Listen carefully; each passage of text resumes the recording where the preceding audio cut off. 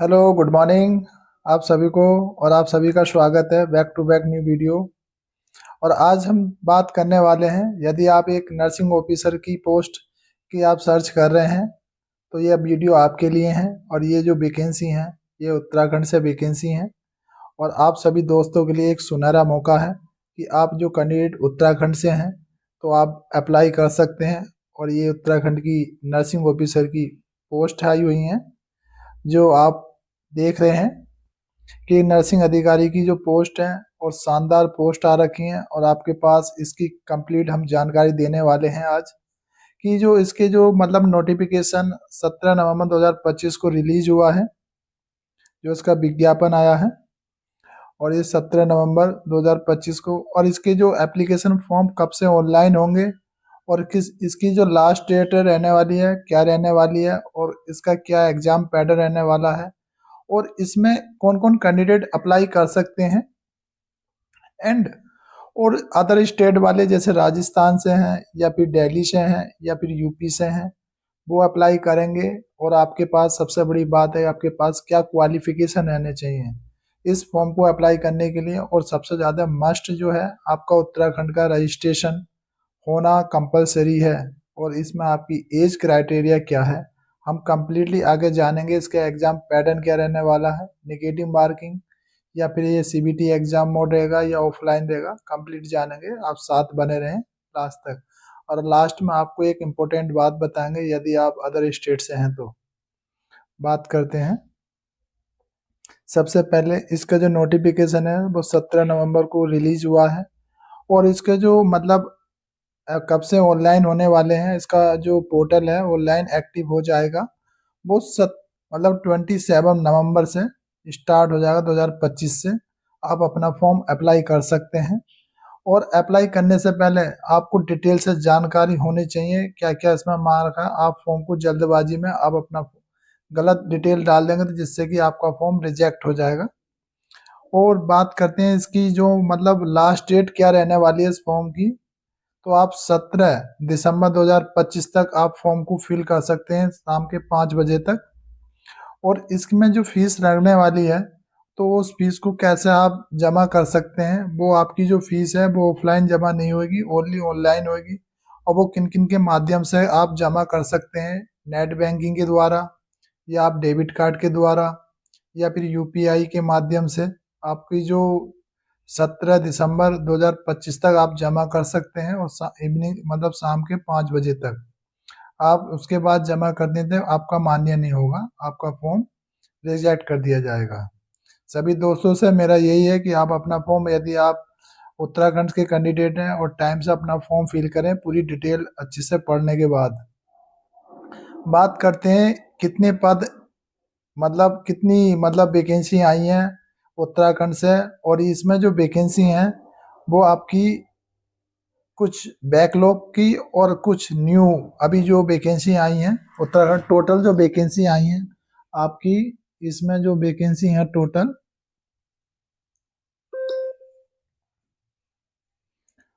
Vacancy आपकी 587 post आई हैं। जिसमें आपके जो बैकलॉग प्लस जो बैकलॉग की वैकेंसी है वो 107 पोस्ट हैं। और न्यू वैकेंसी जो है 480 पोस्ट हैं। टोटल आपकी जो बैठी हैं नर्सिंग ऑफिसर की वो 587 पोस्ट है। और सबसे शानदार वाली बात यह है कि इसके अंदर आप मेल और फीमेल दोनों कैंडिडेट अप्लाई कर सकते हैं। और ये जिनके पास जीएनएम कर रखा है या फिर बीएससी नर्सिंग या फिर पोस्ट बीएससी नर्सिंग, तीनों कैंडिडेट इसमें अप्लाई कर सकते हैं। जीएनएम वाले कैंडिडेट के लिए अलग पोस्ट निकली हैं और बीएससी नर्सिंग कैंडिडेट के लिए अलग पोस्ट निकली हैं। आप दोनों कैंडिडेट के लिए सुनहरा मौका है। जीएनएम कैंडिडेट से एक्सपीरियंस की नीड होती थी, आपका वैकेंसी अलग निकली है। आप अप्लाई कर कर अपना सिलेक्शन श्योर करें और अपने आपकी जो ड्रीम है आप उसको कंप्लीट करें। बात करते हैं कि कैटेगरीज बाई कितनी कितनी वैकेंसी निकली हैं। एससी की बात करें तो 118 पोस्ट निकली हैं। और बात करें एसटी की तो 21 पोस्ट निकली हैं। एंड ओबीसी की जो आपकी 82 पोस्ट निकली हैं। अनरिजर्व की जो 308 पोस्ट निकली हैं। और अच्छे से आप रीड आउट कर सकते हैं।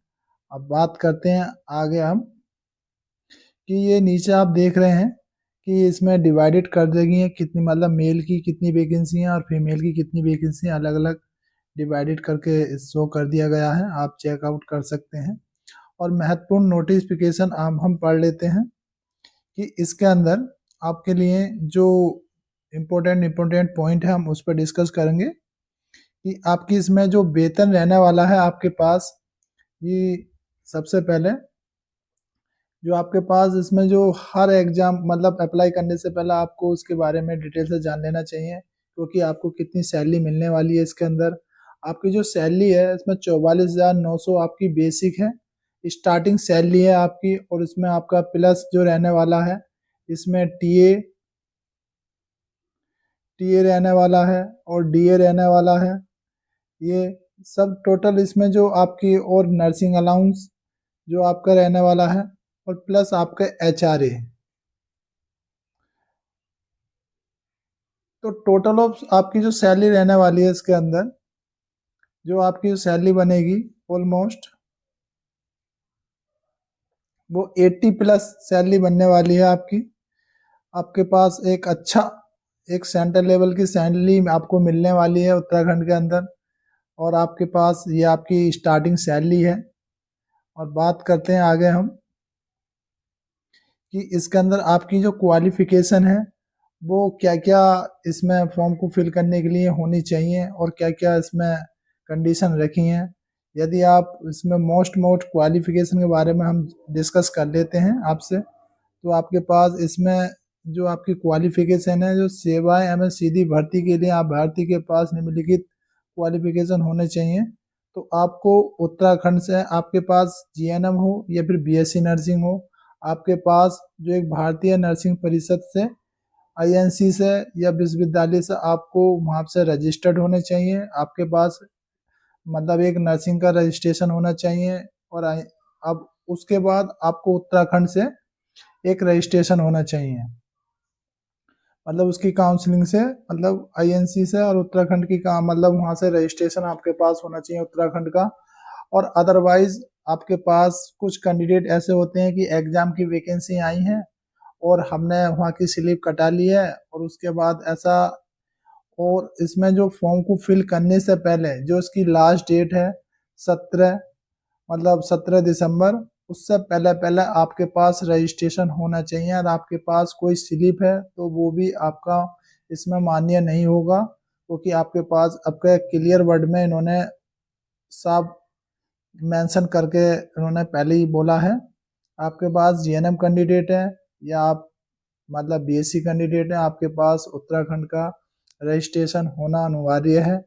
आपके पास कोई स्लिप या कोई भी नहीं चलेगा, 17 दिसंबर से पहले पहले आपके पास रजिस्ट्रेशन होना चाहिए, वो आपका अपलोड होगा और जब भी आपका फॉर्म मान्य होगा, अदरवाइज आपका फॉर्म रिजेक्ट हो जाएगा। ये क्लियर कट में इन्होंने मेंशन करा है, आप रीड आउट कर सकते हैं छठे पॉइंट पे।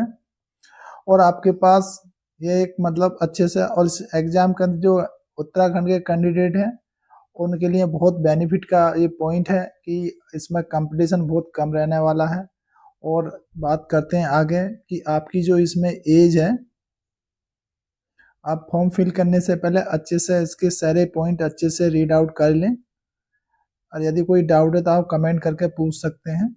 यदि आप हमारे चैनल में पहली बार आए हैं तो चैनल को सब्सक्राइब कर लें और बेल आइकन वाली घंटी को प्रेस कर लें, जिससे भी कोई भी नर्सिंग फील्ड से कोई भी इंपॉर्टेंट इन्फॉर्मेशन है आपसे मिस आउट ना हो और आप तक सबसे पहले पहुंचे। बात करते हैं इसमें एज की। जो 7वां पॉइंट है, आपकी जो मिनिमम एज है 1 जुलाई 2025 तक, आपकी जो मिनिमम एज और मैक्सिमम एज कितनी रहनी चाहिए, आपकी मिनिमम एज आपकी 21 होनी चाहिए, मतलब 1 जुलाई 2025 तक, और आपकी जो मैक्सिमम एज है 42 ईयर होने चाहिए 1 जुलाई 2025 तक। यदि आपकी इससे कम या ज़्यादा हो रही है तो आपका फॉर्म रिजेक्ट कर दिया जाएगा, और इसके अंदर यदि आपने फीस जमा करी है तो आपकी फीस रिफंड नहीं होगी। और बात करते हैं आगे अधिकतम छूटें क्या क्या, यदि आप उत्तराखंड से हैं तो आपको जो गवर्नमेंट वहाँ की है उसके अकॉर्डिंग जो नॉर्म है वहाँ से आपको एज रिलैक्सेशन जो भी है उसका बेनिफिट मिलने वाला है। बात करते हैं इसमें जो अधिकतम आयु सीमा छूट जो वहाँ के गवर्नमेंट के अकॉर्डिंग नॉर्म है उसके अकॉर्डिंग आपको छूट मिलने वाली है। देन बात करते हैं इसमें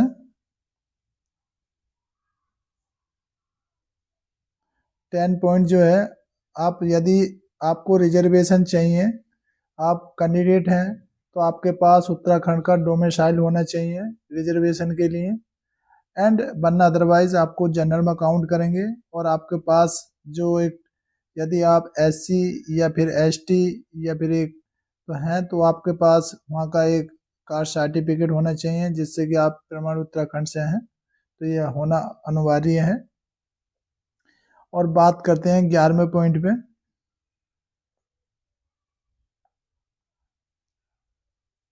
जो 11वें पॉइंट पे बात चल ये है, जो एक आरक्षण दावा किए जाने वाले हेतु अभ्यर्थी के पास ऑनलाइन आवेदन पत्र जमा करने की अंतिम तिथि से ही आप उत्तराखंड मतलब फॉर्म को कर सकते हैं, अदरवाइज आपका फॉर्म मान्य नहीं होगा। बात करते हैं इसके एग्जाम की क्या फीस लगने वाली है इस फॉर्म में। फीस एग्जाम पैटर्न के बारे में भी बाद में बात करते हैं।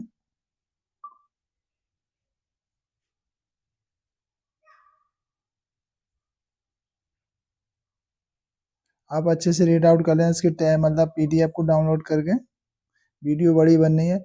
यदि आप फॉर्म को मतलब पहले हम एग्जाम फीस, इसमें जो फीस रहने वाली है, यदि आप कैंडिडेट अभ्यर्थी की जो फीस रहने वाली है,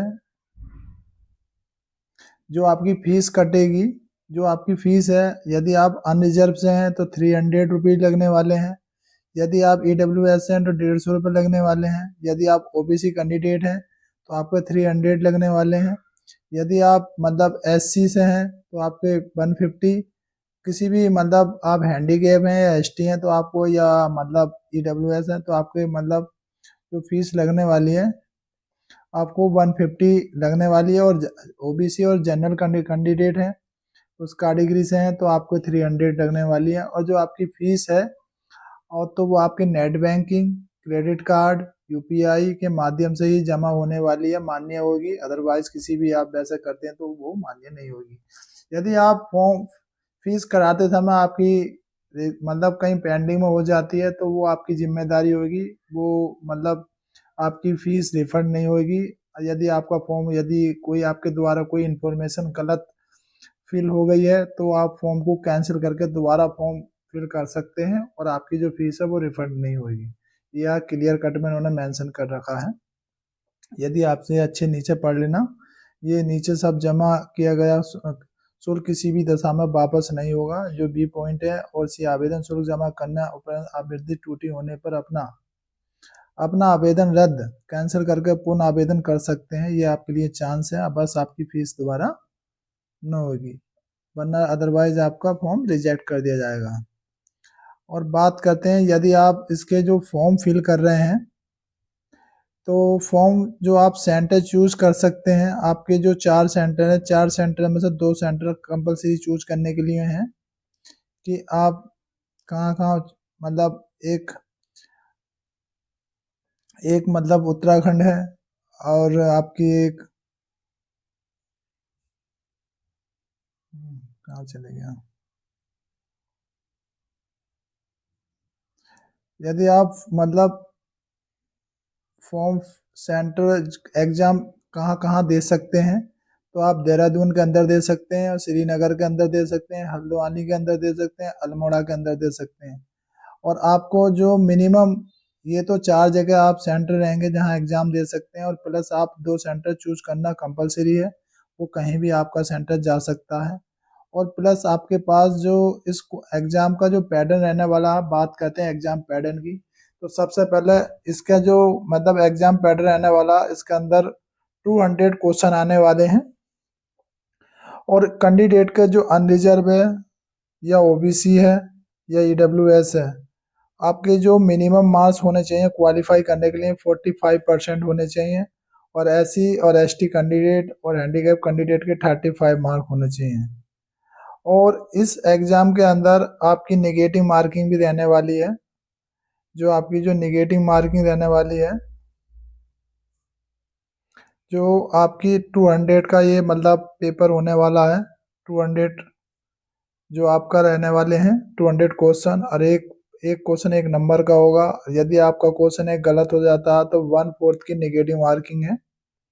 या आप और इसका जो मतलब ये एग्ज़ाम जो रहने वाला है ऑनलाइन रहेगा या मतलब सीबीटी रहेगा या फिर ऑफलाइन रहेगा। तो ये आपका जो मार्कशीट मिलने वाली है आपको ऑफलाइन रहने वाला है, और उसकी एक कॉपी आपको भी मिल जाएगी। आप रीड अच्छे से देख लेना।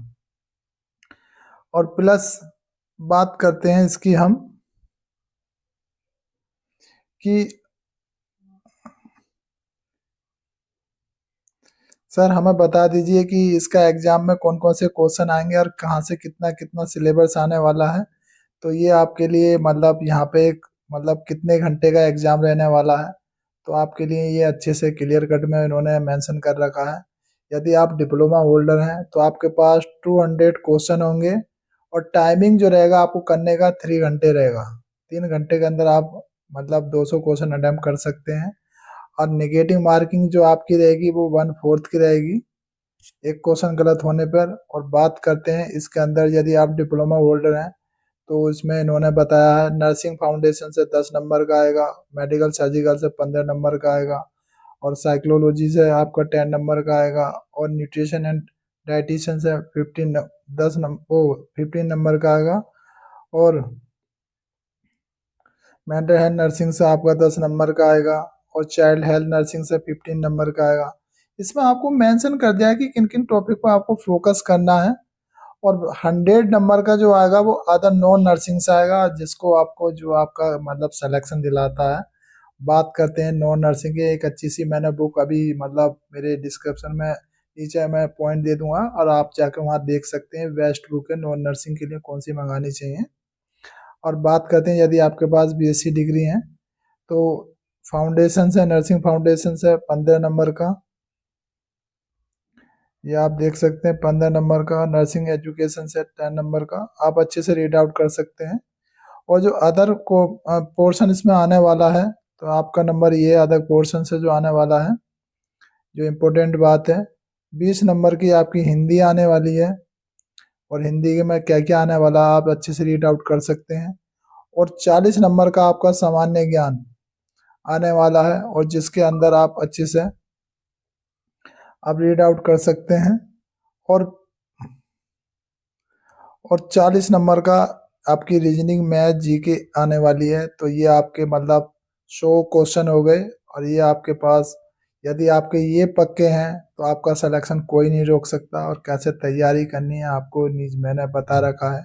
आप मेरी प्ले लिस्ट में आप चेकआउट करोगे तो आपको बुक मिल जाएगी नॉन नर्सिंग के कौन से इम्पोर्टेंट क्वेश्चन आते हैं जो बार बार रिपीट होते हैं किसी भी नर्सिंग एग्जाम में। ये आपको कंप्लीट मैंने आपको बता दिया है, आप अच्छे से चेकआउट कर सकते हैं। और कुछ भी आपकी क्वेरी है तो कमेंट करके आप पूछ सकते हैं, ठीक। और यदि आप हमारे चैनल में पहली बार आए तो चैनल को सब्सक्राइब कर लेना, और वीडियो को लाइक एंड शेयर कर देना उन सभी दोस्तों के पास जो एक मतलब नर्सिंग फील्ड से हैं। क्योंकि आप एक अच्छे से विश्वास करना चाहिए कि एक जो नर्सिंग फील्ड से होगा वो आपको राइट इन्फॉर्मेशन देगा। और क्योंकि आजकल काफ़ी वीडियो मतलब गलत इन्फॉर्मेशन देके बस बनाना होता है।